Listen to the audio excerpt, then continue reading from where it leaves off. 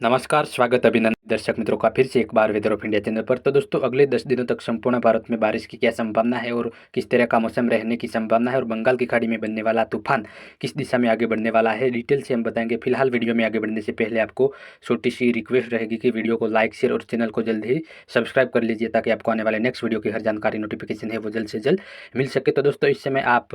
भारतीय मौसम विज्ञान विभाग का ट्रैक देख सकते हैं किस तरह से तूफान आगे बढ़ने की संभावना है। तो दोस्तों, देखा जाए तो इस समय श्रीलंका के साउथ ईस्ट पर इस समय एक तूफान बना हुआ है और जल्द ही उत्तर उत्तर दिशा में आगे बढ़ते हुए नॉर्थ ईस्ट तमिलनाडु की तरफ बढ़ने की संभावना है और आने वाले समय में भारत के दक्षिण पूर्वी भारत के राज्यों में व्यापक बारिश देने वाला है और खासकर देखा जाए तो दक्षिणी आंध्र प्रदेश और उत्तर पूर्वी तमिलनाडु में तबाही मचा सकता है और अन्य भी कई राज्यों पर इस तूफान का असर दिखाई देने वाला है। और आगे क्या कुछ स्थिति रहने की संभावना है, तो आइए अब देखते हैं।